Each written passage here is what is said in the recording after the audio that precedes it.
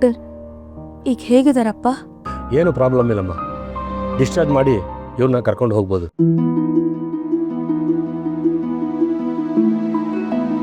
ಆದರೆ ಇವರು ಕೈನ ಜಾಸ್ತಿ ಮೂಮೆಂಟ್ ಮಾಡದೇ ಇರೋ ಹಾಗೆ ನೀವು ನೋಡ್ಕೋಬೇಕು.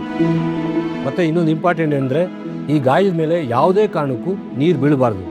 ಒಂದು ವೇಳೆ ನೀರೇನಾದ್ರು ಒಳಗಡೆ ಹೋದರೆ ಇನ್ಫೆಕ್ಷನ್ ಆಗೋ ಚಾನ್ಸಸ್ ಜಾಸ್ತಿ ಇರುತ್ತೆ.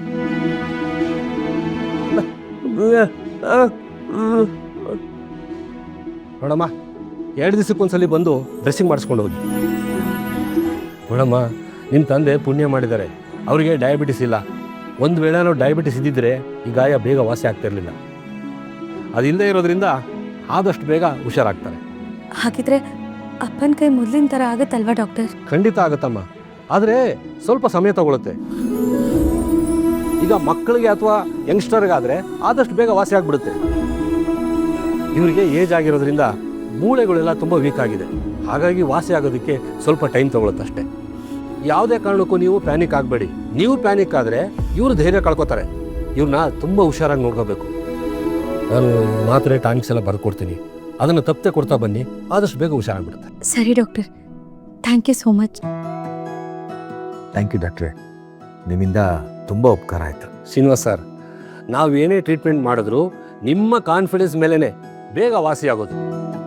ಹೀಗಾಯ್ತಲ್ಲ ಅಂತ ಯೋಚನೆ ಮಾಡೋ ಬದಲು ಬೇಗ ಹೊರಗೆ ಬರೋದ್ರ ಬಗ್ಗೆ ಯೋಚನೆ ಮಾಡಬೇಕು ನೀವು. ನೋಡಿ, ಸದ್ಯಕ್ಕೆ ನೀವು ಯಾವ ಕೆಲಸನೂ ಮಾಡೋ ಹಾಗಿಲ್ಲ. ಬ್ಯಾಂಡೇಜ್ ಎಲ್ಲ ರಿಮೂವ್ ಆದಮೇಲೆ ಒಂದ್ಸಲ ಎಕ್ಸ್ರೇ ಮಾಡಿಸೋಣ. ಅದು ನೋಡ್ಬಿಟ್ಟು ಮುಂದೆ ಏನು ಮಾಡಬೇಕು ಅಂತ ನಾನು ಹೇಳ್ತೀನಿ. ಥ್ಯಾಂಕ್ ಯು ಡಾಕ್ಟ್ರೆ.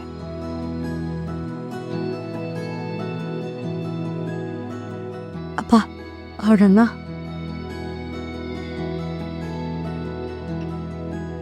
ಮಗಳೇ, ಅದು ಬಿಲ್ ಎಷ್ಟಾಯಿತು ಅಂತ ಅವ್ರಿಗೆ ಬಿಲ್ ರೆಡಿ ಮಾಡಕ್ಕೆ ಹೇಳುವ. ಅಪ್ಪ ಅದೆಲ್ಲ ಕ್ಲಿಯರ್ ಆಗಿದೆ. ಅಯ್ಯೋ, ನೀನು ಯಾಕಮ್ಮ ಕೊಡೋಕೋದೆ? ಇವಳ ಕೈಲಿ ಯಾಕೋ ಕೊಡಿಸ್ದೆ? ನಾನು ಕೊಡ್ತಿದ್ದೆ ಅಲ್ವಾ? ಅಪ್ಪ, ನಾನು ನಿಮ್ಮ ಮಗಳು, ನಾನೇನು ಅಂತ ನಿನಗೆ ಗೊತ್ತಿಲ್ವಾ? ಡಾಕ್ಟ್ರ್ ಏನು ಹೇಳಿದ್ರು ಅದನ್ನು ಮಾತ್ರ ಯೋಚನೆ ಮಾಡಬೇಕು. ಬಾ ಹೊರಡೋಣ.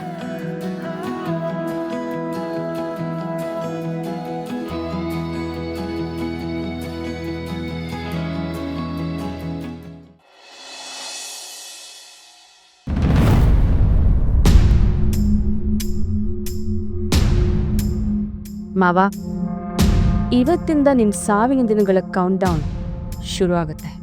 ಮೊದಲು ನಿಮ್ಮನ್ನು ಯಮಲೋಕಕ್ಕೆ ಕಳಿಸಿ, ಆಮೇಲೆ ಈ ಮನೇಲಿರೋ ಒಬ್ಬೊಬ್ಬರನ್ನೇ ನಿಮ್ಮ ಕಂಪ್ನಿಗೆ ಕಳಿಸ್ಕೊಡ್ತೇವೆ. ಓಕೆ? ಭಾವನಾ, ಏನು ಬೇಕಿತ್ತು? ಸಿಂಚನನ್ಗೆ ಬಿಸಿನೀರು ಬೇಕಾಗಿತ್ತು, ಅದಕ್ಕೆ ಕಾಯಿಸ್ಕೊಂಡು ಹೋಗೋಣ ಅಂತ ಬಂದೆ.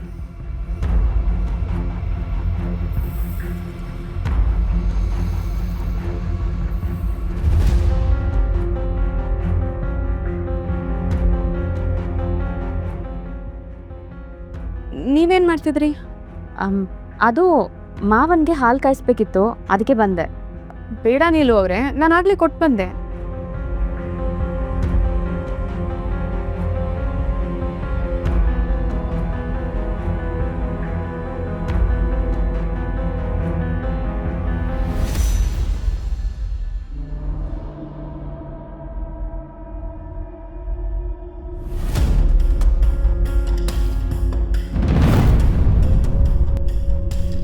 ನೀಲು, ಇವಳು ಯಾಕೆ ಇಲ್ಲಿಗೆ ಬಂದಿದ್ಲು?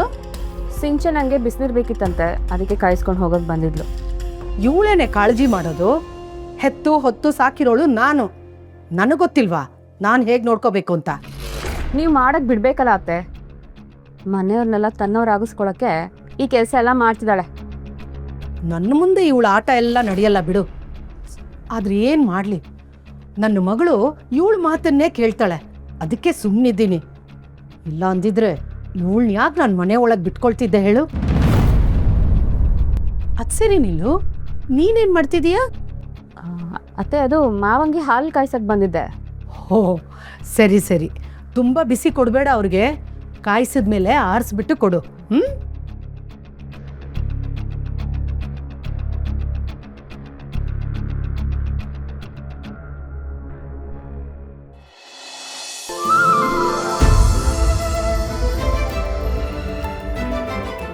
ಬನ್ನಿ ಬನ್ನಿ, ಇದಾನೆ.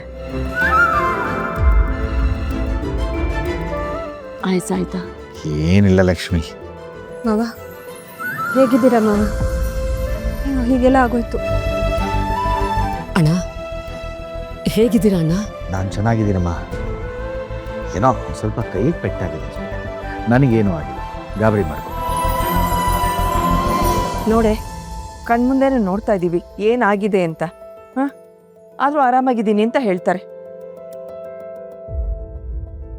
ಇದನ್ನೆಲ್ಲ ನಾವು ನೋಡ್ಬೇಕಾಗಿತ್ತಾ?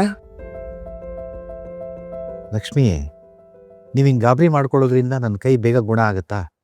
ಹಂಗಿದ್ರೆ ಗಾಬರಿ ಮಾಡ್ಕೊಳ್ಳಿ. ಯಾತಕ್ಕೆ ಹಿಂಗೆ ಮಾಡ್ತೀರಾ? ನೀವೆಲ್ಲ ಆಡೋದು ನೋಡಿದ್ರೆ ನನಗೇನೋ ಆಗಬಾರ್ದು ಆಗೋಗಿದೆ ಅನ್ನೋ ಥರ ಭಾವನೆ ಬರೆಸ್ತಾ ಇದ್ದೀರಾ. ಅಪ್ಪ ಹೇಳ್ತಿರೋದು ಸರಿಯಾಗೇ ಇದೆ. ಇದು ಆಕಸ್ಮಿಕವಾಗಿ ಆಗಿತ್ತು. ಬೇಕು ಅಂತ ಯಾರಾದರೂ ಹೀಗೆ ಮಾಡ್ಕೊಳ್ತಾರಾ? ನಾವೆಲ್ಲ ಹೀಗೆ ಹತ್ತು ಕರೆದು ಅವ್ರ ಮುಂದೆ ಮಾತಾಡ್ತಾ ಇದ್ರೆ ಅವ್ರಿಗೂ ಇದು ಸರಿ ಹೋಗುತ್ತೆ ಅನ್ನೋ ಧೈರ್ಯನೇ ಹೊಟ್ಟೋಗುತ್ತೆ. ಏನು ಮಾಡೋದಮ್ಮ, ದುಃಖ ಪಡ್ಕೋಬಾರ್ದು, ಅಳಬಾರ್ದು ಅನ್ಕೋತೀನಿ. ಆದರೆ ಅವರು ನೋಡಿದ ತಕ್ಷಣ ನಂಗೆ ದುಃಖ ಆಗುತ್ತೆ. ಸರಿ, ಹಾಗಾದರೆ ನಾನು ಆಸ್ಪತ್ರೆಗೆ ಹೋಗ್ತೀನಿ ಬಿಡು. ನಡಿಯಮ್ಮ, ಹೋಗೋಣ. ಅಯ್ಯೋ, ಸುಮ್ಮನೆ ಕುತ್ಕೊಳ್ರಿ. ನಿಮ್ಮನ್ನು 2 ದಿವಸ ಬಿಟ್ಟಿರೋದೇ ಕಷ್ಟ ಆಯಿತು. ಇನ್ನು ವಾಸಿ ಆಗೋರ್ಗು ಅಲ್ಲೇ ಇರೋದಾದರೆ ನಾನು ನಿಮ್ಮ ಜೊತೆ ಬರ್ತೀನಿ.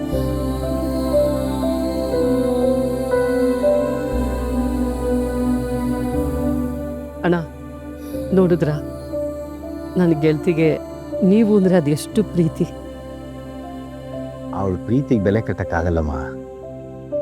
ಆದರೆ ಒಂದೊಂದು ಸಲ ಹೀಗೆ ಹೆಚ್ಚಾಗೋಗ್ಬಿಡುತ್ತೆ ಪ್ರೀತಿ. ಅದು ನನಗೆ ಕಷ್ಟ.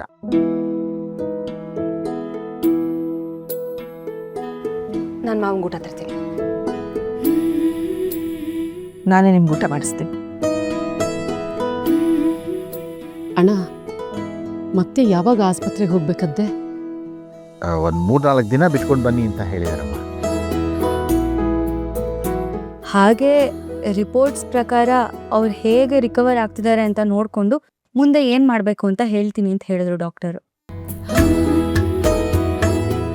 ನಾನೇ ತಿನ್ನಿಸ್ತೀನಿ.